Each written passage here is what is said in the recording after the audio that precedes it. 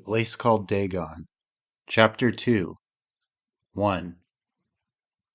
A rainy night abdicated to a warm, sun-shot day. Dream, who had slept late after his disturbed rest, rose to a world that moved calmly and soberly toward midday.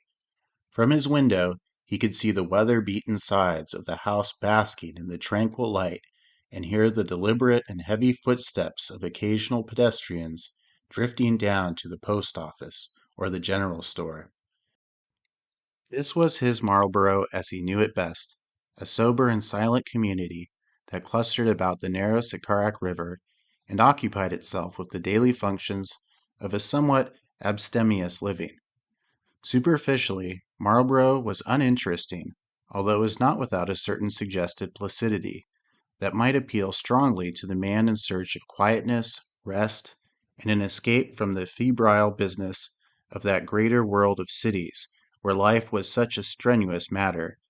There was little to see here, and still less to beguile one. It is true that occasional youngsters ventured into the river, but they did not make a habit of it. There were no halls of entertainment, no motion pictures, no wandering tent shows to raise their canvas on one of the surrounding meadows. Social intercourse was limited to casual greetings and infrequent meals. Each Sunday witnessed the crowding of the small white Congregational church and a dry and unimpressive religious service. Thus, for one day in the week, the space before the church was crowded with horses and small buggies, and even one or two rattling Fords, which disappeared as swiftly as ghosts after the service was completed. The reticent churchgoers eddied from the door of the house of worship, mumbled a few words to one another, and then sped away toward their separate farms or strolled gloomily to their houses in town, their new Sunday shoes creaking woefully under the strain of unexpected use. Their voices seemed dry and rusty as though with long disuse, and an absurd self-consciousness emphasized the natural awkwardness of their bearing. They plucked gingerly at unaccustomed collars and viewed one another with dumbly diffident eyes. Yet they possessed some bond in common, some link of connected life, that bound them together into a whole, something that arrayed them against the strangers and the foreigners, although it was not evidenced in any obvious camaraderie. It was not alone the bond of environment, although that was evident enough. Men could not live year in and year out in the same tiny circumscribed area, scraping at the same granite-pitted soil, walking through the same tree-bordered streets, turning in at doors that were whitewashed or green-painted replicas of one another, enduring the same biting winters when the surface of the river was a white plate of steel, and the same scorching summers when the locusts shrilled in the brown stubble, witnessing the birth and death of the same flowers and trees, talking the same monosyllabic language, and praying in the same manner to a faraway stone-faced god, without becoming infinitesimal portions of something that was unified and progressing in a solitary direction. Therefore, the superficial characteristics of the men of Marlborough were the same, just as their harsh voices sounded the same unlovely crow-like chord. But their similarity extended beyond this outer covering of manners, gestures, and appearances. Their humorlessness, their extraordinary seriousness, their unimpeachable reticence, their thinly disguised surliness, all these deplorable and hermit-like traits seemed to point, at least in the young doctor's mind, toward an unhappy and despairing consciousness. It might be that they were tired of living. They might be a weary race of ghostly fatalists expressing tacitly their disapprobation of existence. It was true, the young doctor realized, that a portion, and a goodly portion too, of this desolate aspect of Marlborough might as well be the mirage of his own brooding nature. He was imaginative enough, he knew, to see things in a colored guise. His own feelings rushed into his eyes and his mind and shifted his perspective, and his feelings were naturally morbid. Still, he was sure that the subterranean strangeness of Marlborough was not alone due to his gloomy fancy. He might play upon it and enlarge it far beyond its actual proportions, but there must be something there to begin with, something that was the core, so to speak, about which the community had grown, covering it with layer after layer of taciturn generations until it disappeared completely. He strove to fix his mind upon these people in a rigidly impartial historical survey. Perhaps in this way he might reach light, might, through a series of logical and psychological deductions, define the spirit of Marlborough to his own satisfaction. But he discovered, after an intensive trial at such cerebration, that the results were meager and dissatisfying. He was not an inspired analyst, he was only a curious young man. Here is a forgotten valley, he thought, a cul-de-sac in the hills of western New England. Into this sequestered place came the sons of pilgrims and Puritans, and here they raised their first log houses, their mills, their trading stations with the Indians, and their fortified church. They had no time for the lighter pleasures of living, and indeed, their ethical conception of existence forbade them. They eschewed the colored ribbons of life.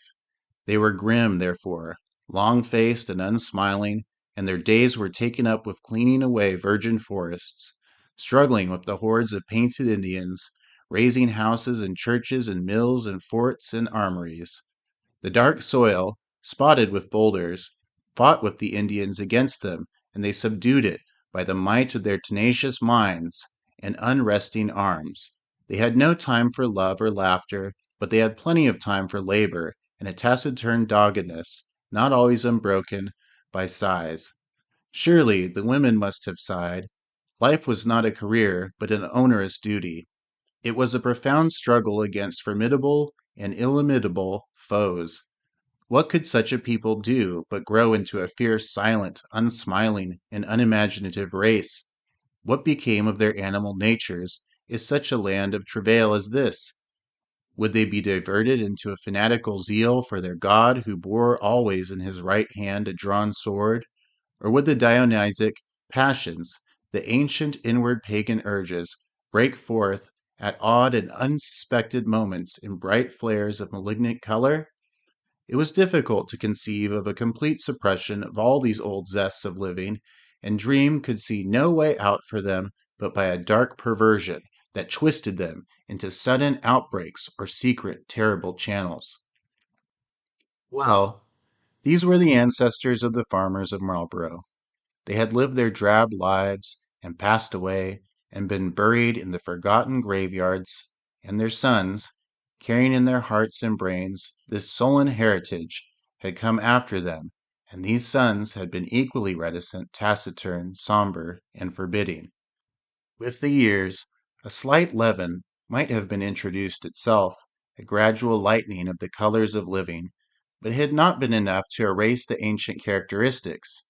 Elsewhere in New England, in the busy manufacturing districts now dotted with cities and towns, where the clacking looms and roaring machinery were never still, it was different.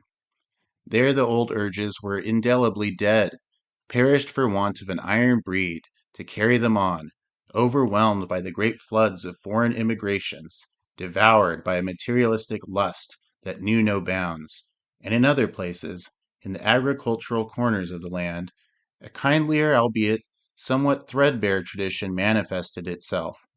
Dream knew, for he had lived in those other portions of the old New England, and had seen how drastically the land had changed. An occasional Puritan strain, a brief old world courtesy, a trifle grim, to be sure, and a propped up pride still persisted. But for the most part, it was as Humphrey Lathrop had said, a land of curiosity, hypocrisy, labor, and stinginess.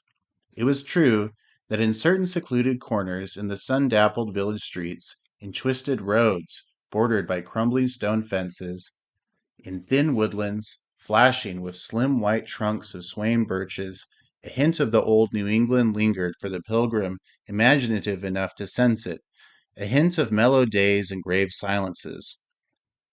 It glowed at its brightest in the red cheeks of the apples and the gold and crimson of the sumac. It was there like a wistful ghost, roaming through the deserted roads. But it was not in Marlborough, and no historical perspective could satisfy Dream as to why the community emanated the atmosphere which it undoubtedly did. He might say that these farmers were the successors of the iron-wheeled pioneers who had darkened the soil with their blood and sweat. But that was not saying enough. They were all this, and they were something more beside. Behind them was something secret and profound, under the layers of generations.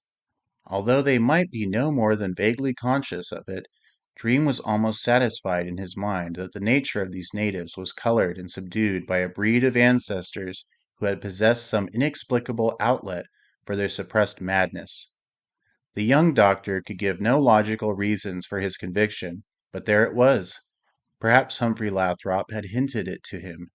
These people differed from the other New Englanders, argued Dream to himself, in that they had been diverted in some mysterious manner from the obvious development of the New England temperament. Fortune had strangely enough sequestered this community and kept it intact through so many years and generations that the ancient characteristics had persisted on. No influx of foreigners with their European schemes of living had muddied it, for foreigners did not come here. No manufacturing boom had smashed it to pieces and founded a new world upon it. Marlborough stretched out beneath the summer sun and awaited the investigation of the close student of ethnology. Although its doors and windows might be opened, it seemed as though invisible skeins of mystery swayed before these apertures and defeated the eyes of the brain and intuitions.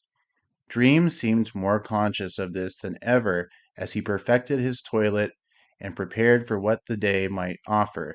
His dormant curiosity, which he had stilled so well, lifted a sluggish head and peered curiously about. The young doctor descended the stairs slowly for breakfast, which had been prepared for him by his next door neighbor, Mrs. Slater. 2. Mrs. Slater was methodical.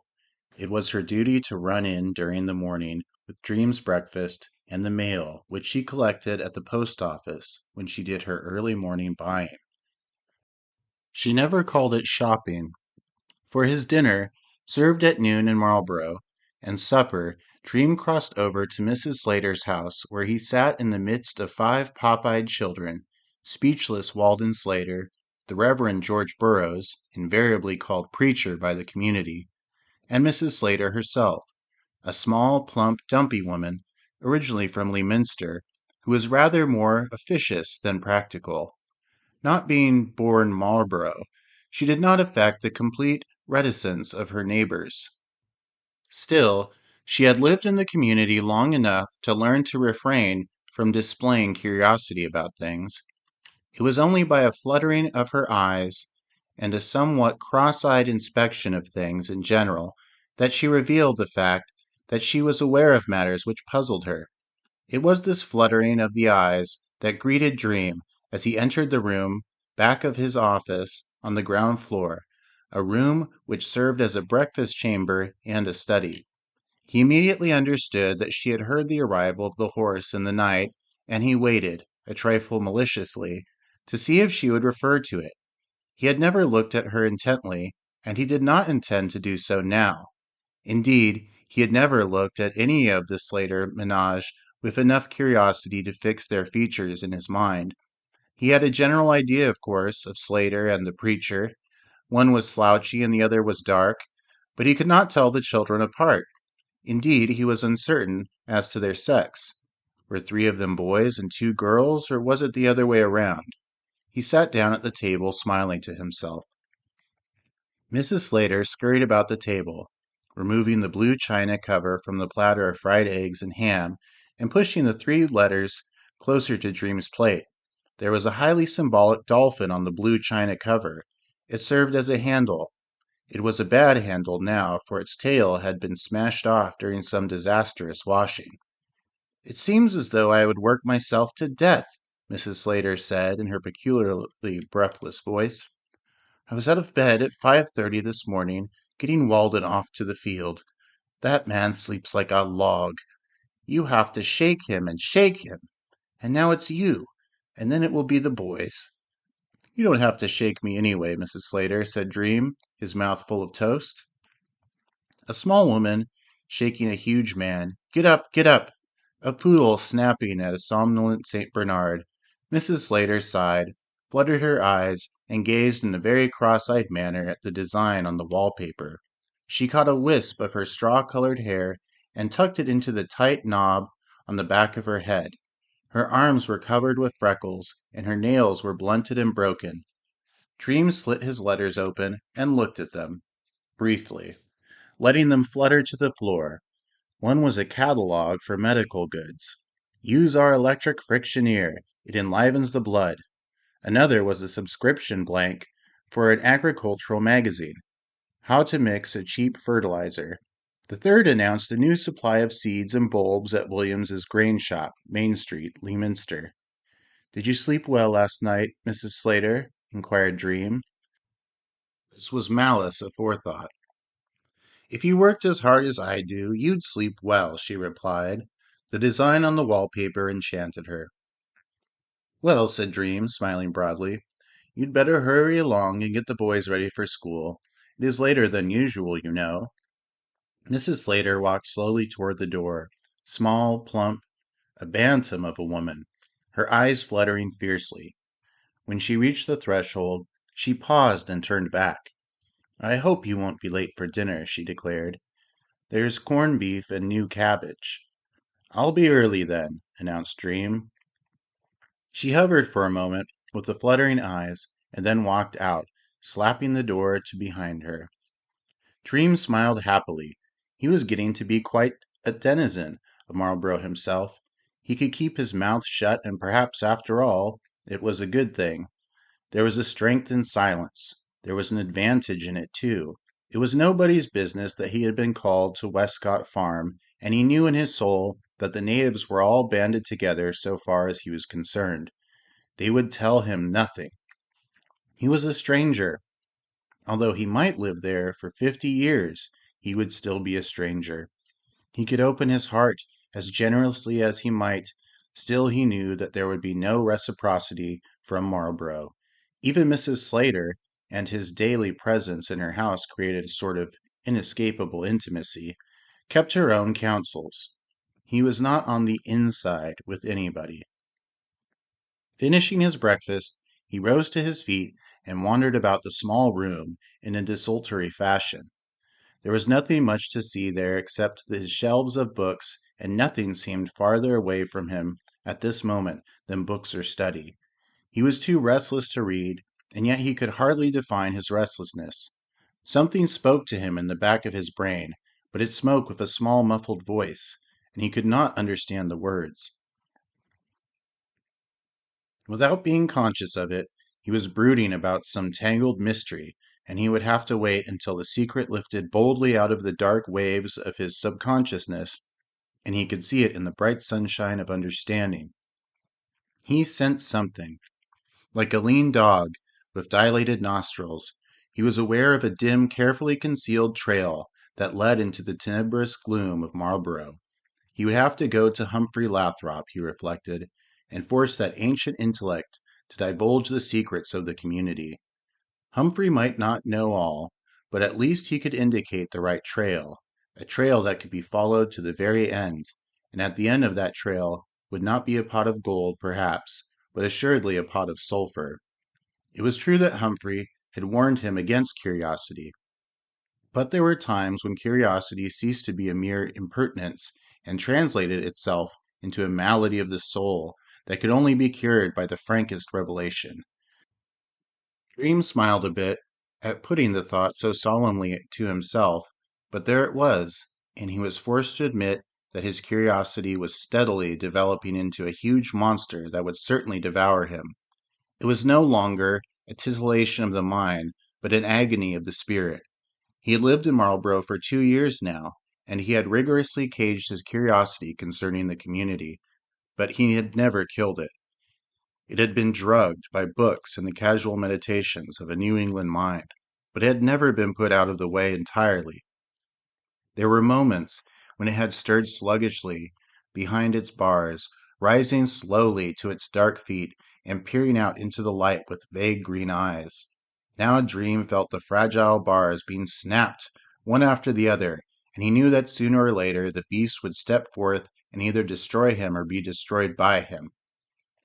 All this, he imagined, was the result of a loneliness that had not preyed too much upon him at first, but which had been there all the time, gathering strength and biding its time.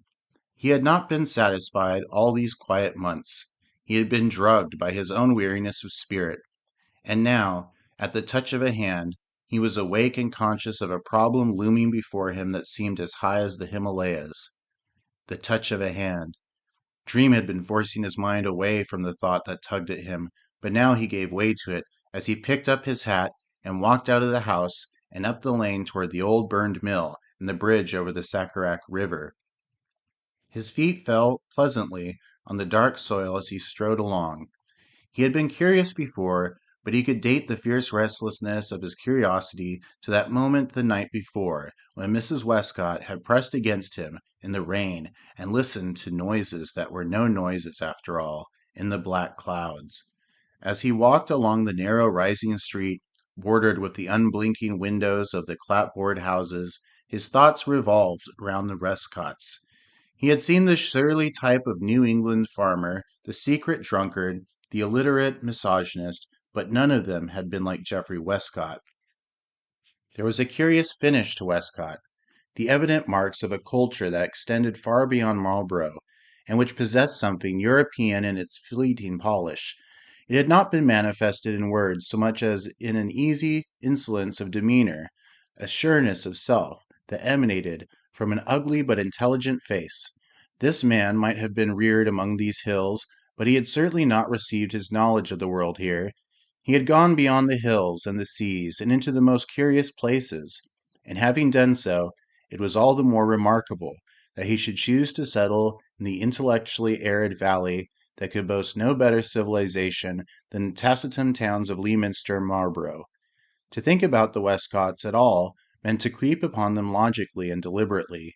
Dream realized that he would have to adjust his thoughts in a precise manner if he was to arrive at any reasonable deductions regarding them. As he sauntered along the road and nodded vaguely to the few tanned, expressionless faces which passed him, he sought to place his thoughts in order and achieve some sort of deductive acumen so far as the Westcotts were concerned. He could consider Geoffrey Westcott first of all, or no, he would take the farm first and its occupants last. What had he known about the Westcotts before he had been called to the farm the preceding night? Practically nothing at all. He had been aware of a farm, however, because he had passed it numberless times. It was a large farm, for it ran all the way to the profitless soil of Briony Woods, and Dream sought to fix the farm firmly in his mind, for, after all, the soil played its part in the development of any man. It was the soil that counted, the soil that colored the mind. Well, the farm faced on the Leominster Road, and it boasted the usual sprawling building with a number of ells built on like afterthoughts. There were several outhouses that faced the reddish dirt of the road and the untidy yard. Then there were the fields in back of the whitewashed structures. Dream had never walked through them, but he imagined they were, for the most part, uncultivated, except for occasional patches of plowed land, small squares of fecundity in a neglected expanse. They stretched sere and yellow in the parching sun, or green and unkempt through the heavy rains, to the slightly elevated territory upon which grew the acre or so of closely set trees, which were called Briony Wood. This wood was a gloomy and deserted place, deserted, perhaps, because one could not reach it without first passing through Westcott's land, and there were good reasons for not taking the weed-choked road. Behind Briony Wood was Nigger Swamp, or perhaps it would be better to say that Briony Wood degenerated into Nigger Swamp. Dream had never been near Nigger Swamp, but he had heard of it as a miasmic stretch of sunken land into which the Sacarac River swept through the subterranean channels. It was an unhealthy spot, the home of buzzing insects and slimy reptiles. As to why it was called Nigger Swamp, Dream possessed no idea. Perhaps Negroes had been secreted there during the pre-Civil War days of the Underground Railroad, those feverish times when the escaped slaves were rushed through to the Canadian border. Anyway, it was obvious that black men had something to do with the swamp in the past. Or, perhaps again, It was merely the darkness and desolation of the place that occasioned the cognomen. These things, however, threw no light on Geoffrey Westcott. He could hardly be connected with Nigger Swamp. Indeed, it was difficult to associate him with the farm. It was true that he lived there constantly, and that he cultivated a corner of his extensive holding, but that was all. He was not primarily a farmer. Having disposed of the land and having reached no conclusions whatsoever, Dream, who had reached the ruins of the old burned mill, a black gaping maw of crumbling bricks and beams, paused to look back and down at Marlborough. It seemed a pleasant enough town in the bright sunlight, with its white and yellow houses, its gonfalons of thin smokes waving from the chimneys, and its shade trees rising in the narrow streets. From this distance it was New England to the backbone, marked by that sweet austerity and pleasant simplicity that is the aspect of the older communities. There was nothing Gothic, or strained, or unearthly about it, and yet, looking back so, Dream was more than ever convinced of the mystery that hovered over the town. It was an obsession with him now. The houses were masks, and their true features were never turned to the light of day. Beside him, the destroyed mill gloomed, and gazing into its gutted walls, through the wide square of doorway, he could see the black cell of the interior and the broken embrasure of a crumbling window that overlooked the mill pond. Proceeding on his way, to the faint music of crunching footsteps, Dream reached the small wooden bridge that crossed the Sacarac River, and here he paused to lean on the worn railing and gaze down on the sparkling stream that wandered on at so sedate and silent a pace. It was pleasant to watch the water while the warm sun caressed the back of his head. The river ran like a dream, like something seen in a trance. He must go on with his surmises now, for his unquiet mind pricked him constantly forward and along the Leominster road. Well, he had disposed of the land and learned nothing from it. There remained the human beings who occupied that land. He would take them in order, considering the less important first. There was the boy Miles. What was there about Miles that was unusual? He was small, warped in body, large-headed, and obviously older than his size suggested. His face was twisted, his eyes were of a greenish hue, and he had a disconcerting way of answering questions. That was all. The queerness of Miles might be attributed to incipient epilepsy, and this dream recalled Humphrey Lathrop's remark about these people intermarrying from generation to generation. Did he mean incest? Dream had heard of such practices in the lonelier quarters of New England, where the deserted farms were far from communal centers, and a savage ingrowth, physical and spiritual, persisted.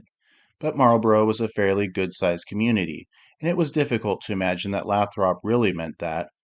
What he undoubtedly meant was that the original families, and there might have been dozens of them to start with, intermarried and did not welcome unions with strangers who wandered by chance into the valley. Miles was possibly of an old breed that had worn thin. He was just an eccentric and stupid boy, who knew no more than the loneliness of hard labor on an avoided farm, and who therefore was a stranger in a strange land when he discoursed with strangers.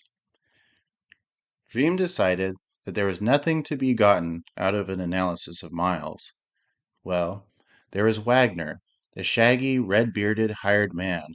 Wagner was obviously the hard worker of the Westcott farm.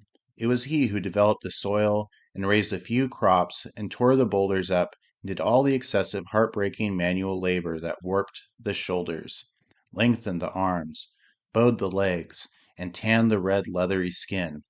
He was the pack horse, the human brute in action. He could be dismissed, after all, as a grown-up Miles, a laboring animal of excessive stupidity, who talked so seldom that his voice had rusted in his throat. There was little to glean from the lesser figures in Dream's thoughts, held rigorously back, now turned to the Westcotts themselves. Of course there was Geoffrey Westcott to start with. Dream drew a long breath as he turned from his inspection of the water and proceeded along the bridge to Leominster Road, walking slowly and gazing casually at the flickering glimpses of houses through the trees on either side of him. It was not enough to say that Westcott avoided and was avoided. That was merely the beginning. Now that Dream had seen the farmer in his house and heard his voice, he suspected that there was much more behind this. Much, perhaps, that might be explained easily if the answers were forthcoming, but much again for which there was no answer. Westcott, first of all, was a cultured man, apparently a scholar. He spent less time tilling the soil than he did poring through his huge books. He was an unlikable person. There was no doubt of that in Dream's mind. There was an oily menace in him, a soft snarl in his speech, a barely concealed cruelty of demeanor that was emphasized by the superficial polish of the man. His whole being was dominated by an unclean spirit. As Dream thought of Westcott's appearance, his cloven head and black, sparkless eyes, a slow wave of fear impossible to restrain crept up his flesh. Yet there was nothing that the young doctor could actually adduce as evidence of any evil on the farmer's part. Considered logically, Westcott was no more than a man who desired to be left alone with his books. He troubled no one, and he wanted no one to trouble him. That was reasonable enough. But logic meant little so far as Westcott was concerned. There are bodies out of which souls speak without words, and Dream had seen one of them in Westcott. He had sensed an unclean atmosphere about the farmer just as he had sensed an atmosphere of evil emanating from the huge volumes that lined the farmer's room. These things were matters of instinct and intuition, and Dream could not dismiss them by any logical explanations or deductions. Something fierce and fanatic and commanding lurked inside Westcott's sturdy body and watched the world with a slow maliciousness. What this spirit was could not be deduced by any casual study of the man.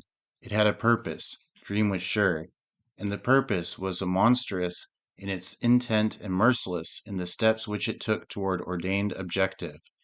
So much bespoke a fanatic, and Dream was sure that if he could ferret out the reason for his fascination, he would be well on the way toward solving the mystery of Marlborough. The young doctor was not conscious of any logical chain of reasoning by which he tied the secret purpose of Geoffrey Westcott up with Marlborough, but was convinced that the tie between the community and the man was close and unbreakable. There were moments when all this seemed like the wildest reasoning of an imaginative boy to him, and he strove, even in the midst of his reverie, to laugh at his assumptions, but something stifled the ridicule in his throat. Though he might brood about secret objectives and fanatical purposes and buried evils and unclean spirits without the slightest proof to bolster them up, he found himself incapable of raising his head and scattering all these thoughts as the misgivings of a neurotic romanticism that was the result of a too lonely living among dour people. No, there was something there, and Dream, unable to restrain himself, proceeded with his thoughts, even as he proceeded with his stroll up the Leominster Road. There was Martha Westcott to be considered. Even as her name thrust itself into Dream's consciousness, a slight giddiness took him, and he experienced a brief choking sensation in his throat. It was as though a thin vapor had suddenly risen in the air beside him and drifted across his face. At least she was unexplainable. She was a walking mystery, a veiled being whose veil was flesh, a detached spirit wandering in the commonplace world. Dream thought of her as he saw her standing at the window and listening, and it seemed to him now that she was like a person standing at a door she hesitated to open and yet must open. It was impossible to analyze her in any way, to say that her heavy-lidded eyes were the result of too much sunlight or too much snow, that her blood-red mouth had grown so weary from an endless loneliness, that her quietness was the quietness of a shunned person. She existed beyond her flesh, and yet her flesh too, so cool and yet so stirred with a still life, existed beyond the flesh of other people. How she had become Geoffrey Westcott's wife, and who she was, from what family in the valley she had sprung, were mysteries, as yet. Mysteries that, perhaps Humphrey Lathrop, if he were goaded hard enough, might solve. But even the solution of these temporal gestures would hardly clarify her. Dream was amazed at his reactions to Martha Westcott, and a small voice of reason kept thrusting into his thoughts and arguing a sudden fascination. But Dream knew that this fascination was not the usual type of blind worship. He had not fallen in love at first sight, and there was no question of his ever falling in love with Martha Westcott. It was something else altogether that compelled him to surmise in such mystical terms about the farmer's wife. There was a power in her mere presence that unsettled him, and he did not strive too arduously to make it clear to himself, for he knew that it would be impossible. His mind was growing into a hungry octopus now, and it stretched out 12 tentacles that grasped feebly to the right and left, adventuring weakly in search of enlightenment. But the clear illumination for which he sought was not to be found. Vague lights, like indistinct marsh lights, glittered wanly for a moment, and then were enveloped by the tenebrosities of a sheer ignorance that was maddening in itself. He was seeking for something that was hardly to be found without the most obvious clues. And there were no clues. Nothing but endless speculation, surmises, unreasonable intuitions, objectless guesses. Though he might ponder on the Westcotts and the life they followed, it all led to nothing. For a moment he doubted his own rationality, pointing out to himself, with a mocking elaboration of mental gesture, that he was spinning mysteries out of imbroglio of his disconcerted mind. There was really nothing to go on, no abrupt transitions from the normalities of existence, no vindictive flashes of evil lighting up this valley as lightning might illuminate it, no ominous gestures revealing the unsuspected. There was nothing about the Westcotts to suggest the uncleanness of being which he associated with them. It was all in his own mind, in his restless intuitions. He felt these things, and feeling them, he could do no more than give full vent to his morbid fancies. He might be a fool. It was very possible that he was. But even this humiliating reflection failed to subdue that uneasiness of spirit that shook him when he brooded upon Marlborough and the Westcotts. It was as though a far off and forgotten voice was speaking somewhere in the jungle of his intelligence, telling him the most terrible things in the most deliberate manner. He could not gather the sense of the message. He could not even hear the voice. But somehow he knew that it was there and speaking. It was like a small obsession making itself more and more evident as he brooded more and more about it. There was no escape from it now. He would have to make up his mind to that, at least. No escape. Dream lifted his head, rising like a swimmer from the turbid waters of his thoughts, and saw half concealed in the trees ahead of him the shapeless mass of the Westcott farmhouse. He stopped instantly and stood indecisively in the road, meditating whether to go on or to turn in his tracks and retrace his steps to Marlborough. Even as he meditated, he knew that he had wandered along this road with only one purpose, and that he would not achieve any ease of mind, if, indeed, he did then, until he had fulfilled it. Turning aside, he left the road and strode through the bushes into the field, Bidwell's meadow, that bordered on Westcott's property. The dry grass crackled beneath his feet, and great grasshoppers leaped industriously about the crushed growth. He could hear a locust grinding its rasping note. Otherwise it was still, a hot, windless stillness that caused him to pant slightly as he forced his way toward the twisting stone fence that guarded Westcott's land. Reaching it, he sank in the tall dry grass by a crumbling breach where the stone had pitched forward into the farmer's yard. From this vantage point, he could see the blank side of the house, once a dirty white, but now a streaked colorlessness. A thin curl of smoke rose from the chimney of a built-on kitchen. The curtains of the windows were drawn against the sun. A solitary rooster croaked sleepily as he turned a glassy sidelong eye at the stone fence and the man concealed behind it. Dream could see the uneven rocky path by which he had circled the house the night before. He was surprised to discover that it was much shorter than he had thought it to be in the darkness. Darkness was like that. It lengthened things and translated them. For 15 minutes or so the young doctor squatted in the grass and spied upon the house and empty yard. He could feel the hot press of the sun on the back of his head and the sharp thrusts of dry stalks beneath him. He would wait now, until... The door at the end of the house opened slowly, and Martha Westcott walked down the steps, a white china pitcher in her hand. Dream lowered his head quickly and peered between the uneven stones of the fence. He saw her traverse the yard slowly, and pause by the wooden square of the well. She lowered the bucket, running it downward with long even thrusts of her arm. As she turned her head, the sun glistened upon her blue-black hair and the dead white nape of her neck. The curving sweep of her broad shoulders and arm was a beautiful thing to watch. She was like some fatal goddess in action, in sleepy action. Astarte Syriaca. The name sprang suddenly into Dream's mind. He had not sought for it. It came of its own volition. Well, Astarte Syriaca, then, an evil goddess. She drew the brimming bucket up to the shelf of the well and tipping it, filled the white china pitcher with a curving arc of water that glittered like silver in the sun. Then she hooked the bucket and turned toward the house. As she did so, her eyes swept along the stone wall and the expanse of sun-parched field beyond. They traveled steadily, large and still and dark under the heavy lids. Dream crouched in the grass, felt his heart beat furiously, and a slow color crept up his face. It would be ridiculous to... Her eyes hesitated an instant at the very spot through which the young doctor was peering at her. He could see the great motionless pupils, as fixed as the state of some huge cat, and the tiny scarlet blood sacs in the inner corners of her eyes.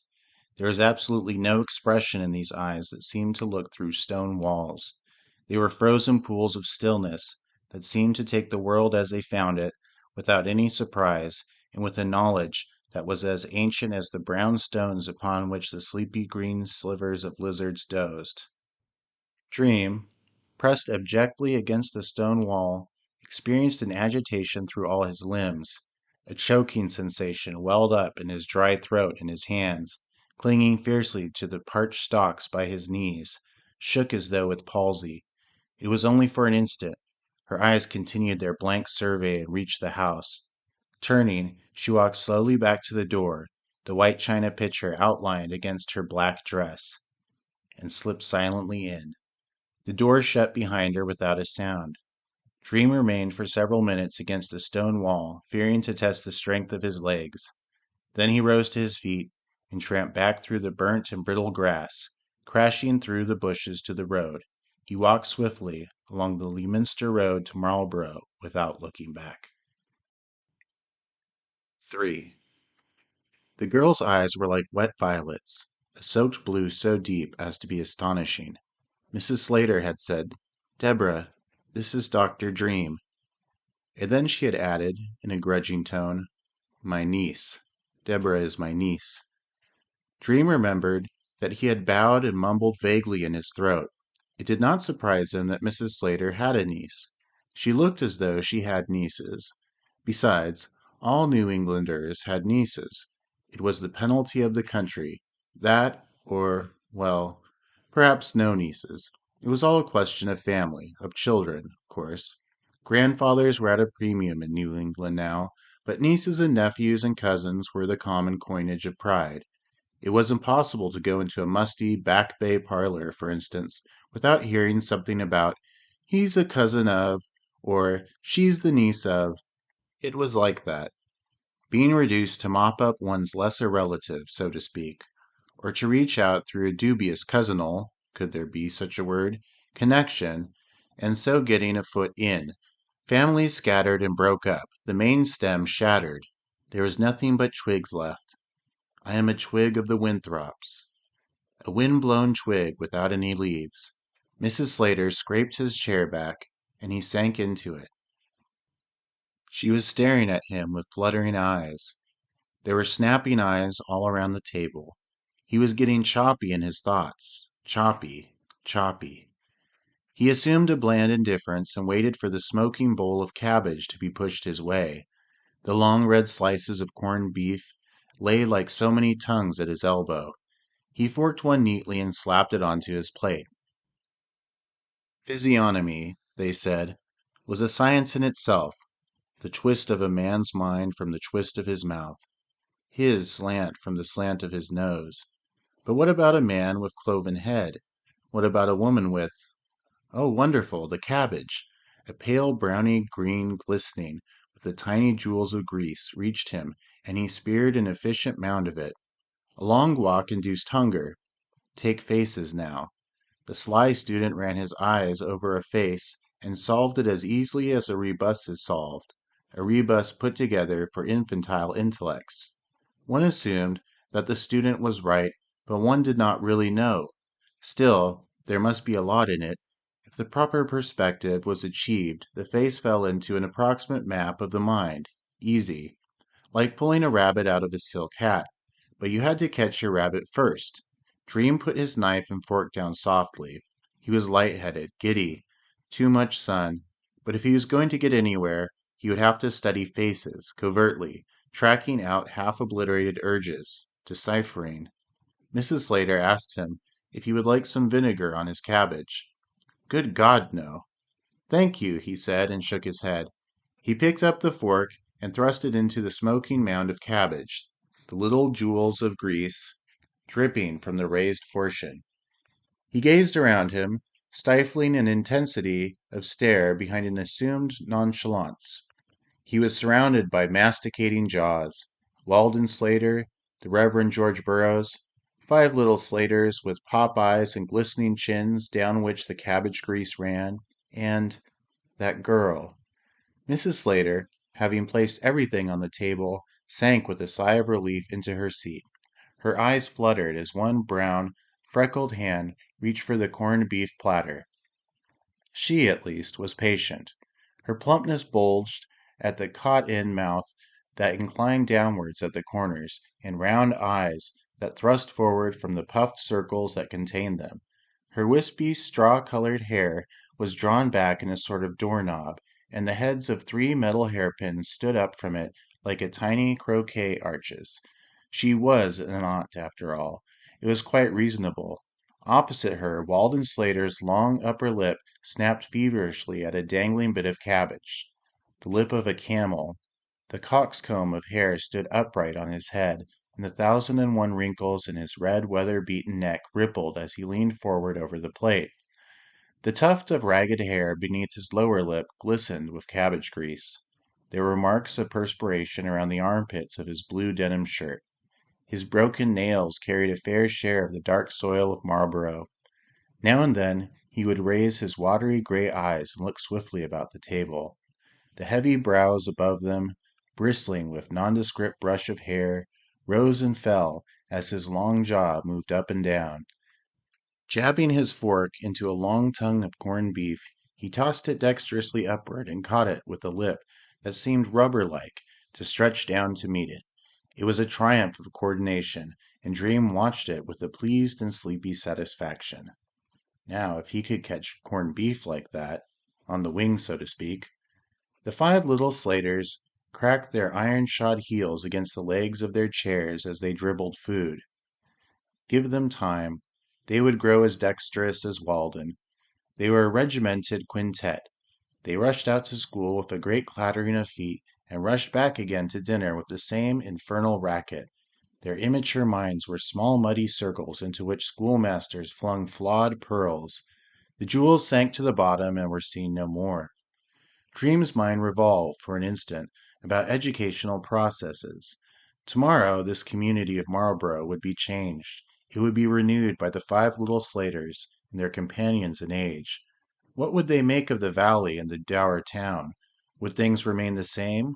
Would that persistent shadow of mystery that hovered over the place be lifted, or would its darkness, like the impalpable darkness of invisible wings, deepen and remain? Who could prophesy what would be the state of affairs at that not-so-distant time? There was no reason why the outer world should impinge so strongly on Marlborough, for, after all, the valley was a cul-de-sac, a cache into which the past had thrust an untidy bundle of urges and traditions, and left them there to rot in the sunlight. And Dream seemed to see Marlborough of the future stretching out like a corpse in the bright sunlight of the valley and striving.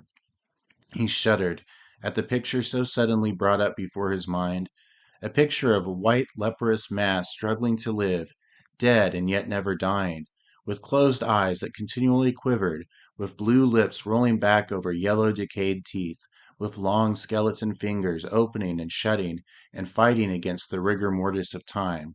He slowly put down the, "If you please." The Reverend George Burroughs' sallow face was thrust appealingly at him, and the mechanical portion of Dream's brain slowly grasped the request. "Cabbage? What cabbage? Oh, yes," he said hurriedly, and pushed the decimated platter of curdling grease along the table.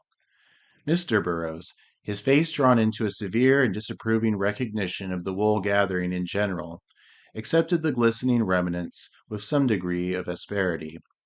Like a little horse. Like a little yellow withered horse. Mr. Burroughs certainly had an equine appearance. Dream permitted his eyes to survey the preacher with a faint degree of curiosity. Though he had sat at the same table with him for 2 years, he had never developed enough curiosity about the skinny man of God to observe him closely. Now he would do it. He would fix him in his mind as a butterfly is fixed in a box. He would thrust the sharp pin of his comprehension through the withered thorax of the Reverend George Burroughs. The preacher dropped his face and successfully eluded his silent inquisitor. Dream almost called out, "Hey there!" The preacher's bald forehead bent above his second helping of cabbage. Dark hair, starting from the ridge of that high forehead, grew downward and lost itself in the musty black coat that huddled over the dingy collar. The man's skin was as sallow as a Chinaman with jaundice, though partially concealed by the amusing foreshortening attendant to a lowered head. Dream could see a fairly long face with high cheekbones, eyes set far apart, and a good-sized mouth. "He will raise his head and neigh at me in a minute," thought Dream. The preacher did raise his head, but he did not neigh. Instead of that, he looked fixedly at the young doctor for an instant with horribly still eyes, and then transferred his attention to the cabbage. For no reason at all, Dream was embarrassed at this expressionless study as he hastily diverted his eyes elsewhere. The girl's eyes were like wet violets, a soaked blue so deep as to be astonishing. Mrs. Slater had said, why, yes, she was a niece, a New England niece. Now that was funny, for she did not look like a niece at all. Nieces were, oh, nieces. She was a slender, pliant wisp in a matter-of-fact gray dress with a tiny white collar and cuffs. She ate daintily, nibbling at the bits of corned beef, which she raised on the tip of the fork she held in the smallest hand for an adult that Dream had ever seen. Her absurdly miniature mouth was slightly pursed, as though an infant bee had stung it, the smallest of stings, so to speak. Her hair was bright, soft bronze, the sort of hair that, well, thought Dream, it probably feels like warm mist. Now that he was fairly looking at her, he could see how porcelain-like she was, how small in bones and fastidious in gestures. Such a niece for Mrs. Slater. It was almost impossible that Dream's glance flitted swiftly over the 5 children kicking their heels and gulping their food, and Walden Slater conducting a successful foray against a chunk of corned beef that had desperately striven to elude his remorseless fork. The young doctor's eyes returned to the girl, Deborah. Her name was Deborah, Mrs. Slater had said. The girl looked up and caught Dream's glance with a bright flash of her absurdly blue eyes. The smallest hint of a smile touched her pursed lips. She turned back to her food. Dream suddenly felt quite elated. It was not that he cared. He was not a ladies' man in any sense of the word, just a hard-working doctor who, at this moment, was neglecting his work because of a certain silly obsession that was driving him into distraction, obsessions that Humphrey Lathrop would have to clear away. He would see Humphrey that afternoon, drop in late and smoke a pipe with him, perhaps. Anyway. Deborah looked up again. Her eyes seemed to say, "We have a joke together, haven't we, niece? How absurd." Dream pushed his plate back and waited for somebody to speak. Nobody did. Marlborough meals were like this. A greedy silence lowered over the table. Walden Slater, overcoming the resistance of that last bit of corned beef on his plate, rose awkwardly to his feet, scraped once or twice, belched forth a triumphant elegy of wind over the meal, and turned toward the door. He shambled out, long arms dangling. His exit was a signal for a general clattering of chairs. The 5 children avalanched towards the front yard for their 15 minutes of surly play before the warning bell of the little one-room schoolhouse across the way made them still surlier. Mr. Burroughs walked softly to the window and stood there humming Rock of Ages. He was atrociously out of key, a droning whine that clung tenaciously to one note. His still eyes wandered absently toward Deborah. As he lulled his dinner to sleep, Dream said, "So you're Mrs. Slater's niece." The girl looked up brightly. "Her poor relation," she replied. "She is very kind to me. Since father's died, she—" "You might bring out some dishes," broke in Mrs. Slater vigorously. She was a small girl, and she carried the stack of greasy plates with an instinctive grace that pleased Dream. When she came back, she renewed her bright attention toward the young doctor. "We lived in Leominster, you know," she said. Dream did not know, but he nodded understandingly. "Perhaps you read about father," went on the girl as she plied saucers in a high heap. "It was in the country paper. The bag of cement fell on him, you know." "Of course," Dream said politely. "The Lord gives and the Lord takes," insinuated the neighing voice of Mr. Burroughs, who broke off his humming for this shaft of divine wisdom and then instantly resumed it. "He died in half an hour," added the girl. "Really!" exclaimed Dream. He watched her go out with interested eyes. Mr. Burroughs's humming got on his nerves, and he writhed uneasily at the dreary drone. The preacher was like an old bumblebee with bronchitis. He stood in the window, his large mouth pursed, his horsey forehead slightly lowered, and intimated sadly that the rock had been cleft especially for him. In the flattest of whines he announced his burning desire to fly to its bosom.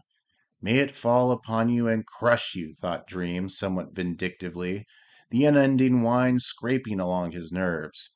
He waited, in some expectancy, for the reappearance of the girl. But it was not she who came through the door and gathered up the remaining debris of the meal. It was Mrs. Slater. A Mrs. Slater with fluttering eyes and quick lumbering movements. Dream felt like smiling, but instead of giving way to any such impulse, he rose to his feet and sauntered toward the door. A lugubrious whine followed him, creeping up his back and gently pushing him toward the hot early afternoon sunlight. At the lintel he paused and looked back. A musty expanse of black coat and an oblong of black hair. Behind it, a shapeless hum that drearily mangled a helpless hymn. A dumpy woman folding a red and white checked tablecloth. She was expressionless now. A big clock ticking, also expressionless. A waterfall design in pink wallpaper. Curved pink water falling indecently into black baseboards. Scattered chairs to be placed discreetly against the wall until supper. They stood about dejectedly, awaiting the touch of a hand. What was it? He stepped through the hall and into the street. The heat was oppressive. It rose at him on scarlet haunches and panted against his face. He stood looking up and down the thoroughfare at nothing before he returned to his next-door office in the little cottage. At nothing. Absolutely nothing. That was it. That was where he stood. That was where they put him. Well, why not? Mrs. Slater probably had a dozen nephews and nieces living within a radius of 10 miles, and the fact that he had seen none of them in 2 years really meant nothing. Mrs. Slater was like that. Marlborough was like that. She didn't want the girl to grow too friendly with him, to tell him things. Not even obvious things. Ridiculous. He would ply the girl with questions at supper time and shock, astound, disconcert, and upset the whole table. Well, he stood smiling at his own thoughts. Let them, then. Now, what did that mean? He was growing reckless as well as nervously excitable. It was time to see Humphrey Lathrop. Decidedly, Marlborough was getting...